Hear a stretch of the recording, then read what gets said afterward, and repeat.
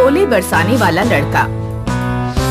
अर्जुन का परिवार आज प्रीतमपुरा गांव में अपना सामान लेकर आया था। अर्जुन, घर के आसपास ही खेलना, ज्यादा दूर मत जाना। अगर इस गांव के लोगों को भी तुम्हारे बारे में पता चल गया तो फिर हमें गांव बदलना पड़ेगा। अर्जुन कभी कभी दुकान पर सामान लेने जाता तो गांव के लड़के उसे अजीब तरह से देखते, क्योंकि अर्जुन हमेशा काला चश्मा पहने रहता और सिर पर एक छाता लगाए रहता। गांव में लल्लन नाम का एक बदमाश लड़का रहता था। लल्लन को दूसरों को सताने में बहुत मजा आता था। यार, गांव में जो नया लड़का आया है ये हमेशा काला चश्मा और छाते के साथ रहता है। चक्कर क्या है? उसका नाम अर्जुन है। उसकी मम्मी ने मेरी मम्मी को बताया था कि उसकी आंखों में धूप से कुछ प्रॉब्लम है, इसलिए वो हमेशा चश्मा लगाया रहता है और छाता टांगे रहता है। कुछ भी हो, मुझे एक बार उसका चश्मा और छाता हटाना जरूर है। बहुत दिनों से कोई मजा नहीं किया। एक दिन जब अर्जुन दुकान से सामान लेकर लौट रहा था तो लल्लन चुपचाप एक पेड़ के ऊपर चढ़कर बैठ गया। जैसे ही अर्जुन पेड़ के नीचे से गुजरा, लल्लन ने ऊपर से उसका छाता खींच लिया। मेरा छाता वापस करो। कौन हो तुम? मेरा छाता क्यों ले लिया? मैं इस गांव का दादा हूँ। मेरी मर्जी के बिना यहाँ का एक पत्ता भी नहीं हिलता। मैं चाहता हूँ कि तुम एक दिन के लिए मुझे अपना चश्मा दे दो। नहीं, मैं अपना चश्मा तुम्हें नहीं दे सकता। तुम दे सकते हो या नहीं, मुझे इससे कोई मतलब नहीं। मैं इसे तुमसे लेकर ही रहूंगा। लल्लन अर्जुन का चश्मा छीनने पेड़ से नीचे कूदा, लेकिन अर्जुन वहाँ से भाग गया। लल्लन ने उसका पीछा किया। अर्जुन ने गांव का रास्ता नहीं देखा था। वह थोड़ी देर तक भागकर एक घर में जा घुसा। लल्लन नाम का एक लड़का मेरा चश्मा छीनना चाहता है। प्लीज मेरी मदद करो। तुम बक्से के पीछे छुप जाओ। लल्लन ने घर का दरवाजा खटखटाया। क्या बात है? क्यों दरवाजा पीट रहे हो? पिंकी, क्या तुम्हारे घर में कोई लड़का घुसा है? नहीं, जाओ यहाँ से। लल्लन जब चला गया तो पिंकी अर्जुन से बोली, तुम बाहर आ सकते हो। लल्लन जा चुका है। तुम्हारा नाम अर्जुन है ना? हाँ, तुम्हें कैसे पता? तुम जिस दुकान से सामान खरीदते हो वो मेरे पापा की दुकान है। मैंने तुम्हें पहले भी देखा है। तुम हमेशा चश्मा क्यों पहने रहते हो?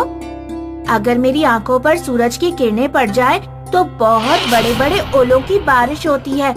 मेरी इस समस्या की वजह से मेरे मम्मी पापा कई गांव बदल चुके हैं। जहाँ भी एक बार मेरी वजह से ओलों की बारिश हुई, वहाँ के लोगों ने हमें गांव से निकाल दिया। अगर यहाँ भी कुछ ऐसा हुआ तो हमारा परिवार यहाँ भी नहीं रह पाएगा। ये कैसी अजीब बीमारी है? ये तुम्हें कब से है? जब से मैं पैदा हुआ तब से है। एक जादूगर ने मुझे ये चश्मा और छाता दिया था, वरना मेरा इस पृथ्वी पर कहीं भी रहना मुश्किल हो जाता। मेरे पापा की गांव के मुखिया से जान पहचान है। मैं उनसे बात करूंगी। तुम घर जा सकते हो। लल्लन जा चुका है। लल्लन गया नहीं था। वह दरवाजे के पीछे छुप गया था। जैसे ही अर्जुन बाहर निकला, लल्लन ने पीछे से उसका चश्मा उतार दिया। सूरज की किरणें अर्जुन की आंखों पर पड़ी और पूरे गांव में बड़े बड़े ओले गिरने लगे। ओलों का आकार थाली से लेकर कुएं जितना बड़ा था। ये कौन सी आफत आ गई? लल्लन चश्मा फेंक कर भाग जाता है। चश्मे के ऊपर एक बड़ा ओला गिरा और चश्मा चूर चूर हो गया। पूरे गांव में अफरा तफरी मच गई। लोगों के घरों की छत पर बड़े बड़े छेद हो गए थे। सब लोग मदद के लिए मुखिया के घर भागने लगे। मुझे अंधेरी कोठरी में जाना होगा, वरना ओलों की बारिश रुकेगी नहीं।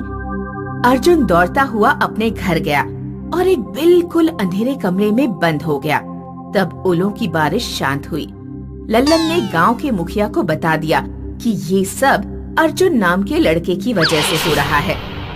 तभी पिंकी वहां पहुंची और पिंकी ने मुखिया से कहा, मुखिया जी, ये सब उस लड़के की वजह से नहीं, लल्लन की वजह से हो रहा है।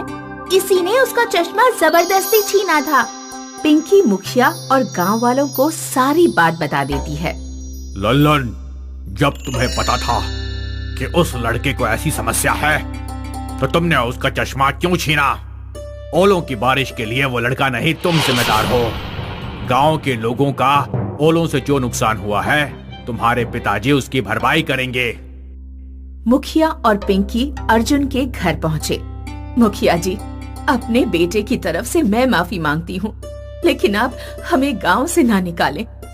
हम गांव बदल बदल कर थक चुके हैं। मैं आपकी समस्या समझता हूँ। पिंकी ने मुझे सब बता दिया है।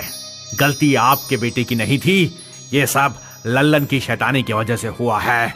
अर्जुन इस समय कहाँ है? वो अंधेरे कमरे में बंद है। अभी उसका वहीं रहना सही है। मैं टबोला नाम के एक जादूगर को जानता हूँ, शायद वो अर्जुन की कुछ मदद कर पाए। अर्जुन की आंखों पर मोटी पट्टी बांधकर उसे टबोला जादूगर के पास ले जाया गया। पता नहीं तुम्हें याद है या नहीं, लेकिन मैं एक बार गांव में गया था तो मैंने तुम्हें पहले भी एक चश्मा दिया था।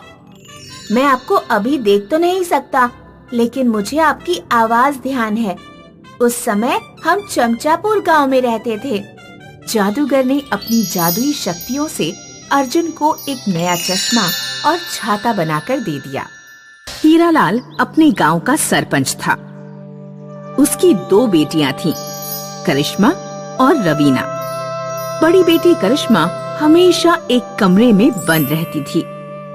रवीना, तेरी बड़ी बहन चुड़ैल है क्या, जो हमेशा घर में बंद रहती है? रवीना को जब गांव की लड़कियां चिढ़ाती तो वह अपने माता पिता से जाकर कहती, माँ, पिताजी, करिश्मा मेरे साथ क्यों नहीं खेलती? आप उसे स्कूल भी नहीं भेजती। मुझे रोजाना स्कूल जाना पड़ता है। आखिर वह हमेशा कमरे में बंद क्यों रहती है? गांव वाले कहते हैं कि वो चुड़ैल है। करिश्मा चुड़ैल नहीं है बेटी, तुम बाहर जाकर खेलो। करिश्मा की तबीयत ठीक नहीं रहती, इसीलिए वो कमरे में बंद रहती है। रवीना जब चली जाती है तो हीरालाल की पत्नी हीरालाल से कहती है, इस तरह कब तक हम करिश्मा को बंद करके रखेंगे? आज नहीं तो कल लोगों को उसकी असलियत पता चल ही जाएगी। बेहतर होता कि मैं उसे पैदा ही न करती। जो हो चुका है उसके लिए रोने का कोई फायदा नहीं। मीनापुर गांव में जादूगर बाबा रहते हैं, शायद वो कुछ कर पाए। कल मैं करिश्मा को उन्हीं के पास लेकर जाऊंगा। अगले दिन हीरालाल करिश्मा को लेकर जादूगर के पास पहुंचता है। क्या समस्या है बेटा? इस लड़की के हाथ क्यों बांध रखे हैं? समस्या ये है बाबा जी कि ये लड़की जिस चीज को छूती है वो बर्फ बनकर जम जाती है। इसलिए डर के मारे हमें इसे कमरे में बंद करके रखना पड़ता है। गांव में इसने किसी इंसान को छू लिया तो वो बर्फ बन जाएगा। बेटा, मैं इसके हाथ तो ठीक नहीं कर सकता, लेकिन मैं तुम्हें एक जोड़ी दस्ताने देता हूँ। अपनी बेटी को ये दस्ताने पहना दो। ये जमेंगे नहीं। इन्हें पहनने के बाद ये घर से बाहर निकल सकती है। करिश्मा दस्ताने पाकर बहुत खुश हुई, क्योंकि अब वह किसी भी चीज को अपने हाथों से पकड़ सकती थी। बेटी, तुम बाहर घूम सकती हो, लेकिन अपना राज किसी को मत बताना, वरना लोग तुमसे डरकर भागेंगे, या हो सकता है कोई तुम्हारा गलत फायदा उठाने की कोशिश करे। करिश्मा अपनी छोटी बहन के साथ खेलने लगी। उसने बाजार जाकर घूमना फिरना भी शुरू कर दिया। कोई दस्तानों के बारे में पूछता तो वह कह देती कि हाथ गंदे ना हो, इसलिए दस्ताने पहनती है। सरपंच की बड़ी बेटी को बचपन से किसी ने नहीं देखा था। जब वह बाहर निकलने लगी तो लोग उसकी सुंदरता देखकर मंत्र मुग्ध रह गए हैं। वैसे गांव में भूरी की सुंदरता के चर्चे होते थे, लेकिन अब सब लोग करिश्मा के बारे में चर्चा करने लगे। सरपंच की बड़ी बेटी देखी, इतनी सुंदर लड़की तो मैंने अपने जीवन में नहीं देखी। अपने हाथों की सुंदरता को बनाए रखने के लिए दस्ताने पहनती है। भूरी को गांव के लोगों की बात सुनकर बहुत चिढ़ होने लगी। हाथों की सुंदरता के लिए दस्ताने पहनती है? कहीं ऐसा तो नहीं हाथों की बदसूरती छुपाने के लिए दस्ताने पहनती हो? इसके दस्ताने तो मैं उतरवा कर रहूंगी। भूरी का जन्मदिन आने वाला था। वह अपने जन्मदिन की दावत देने करिश्मा के घर पहुंची।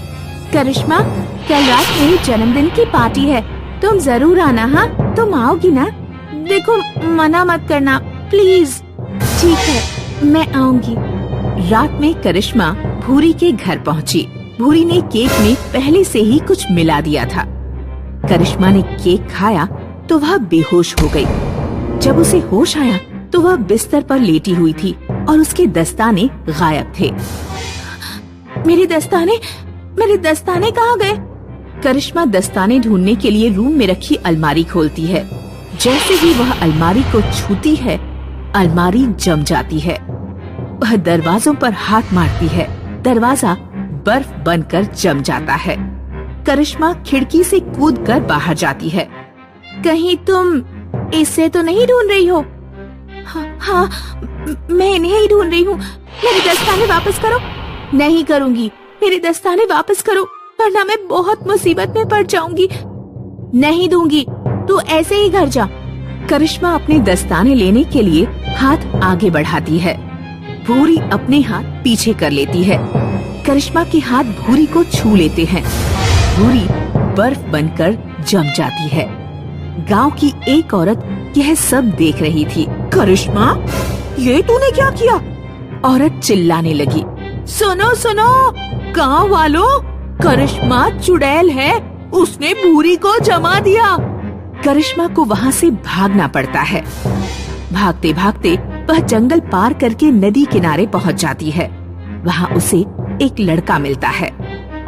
क्या तुम्हें नदी पार करनी है? अगर तुम चाहो तो मेरी नाव में बैठ सकती हो।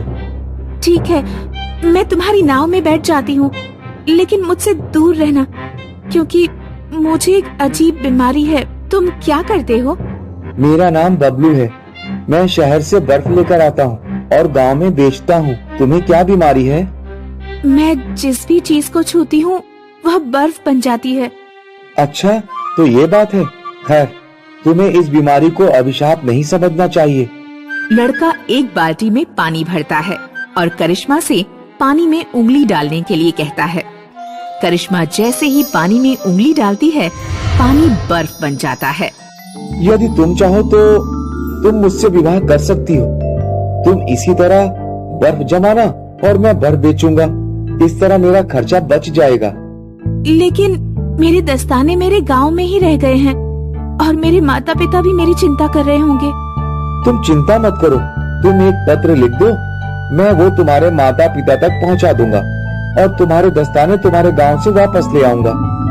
करिश्मा एक पत्र में लिख देती है कि वह नदी किनारे एक गांव में सुरक्षित है और विवाह करने वाली है। बबलू पत्र ले जाकर उसके माता पिता को पहुंचा देता है। चलो, अच्छा हुआ, बेटी सही सलामत तो है।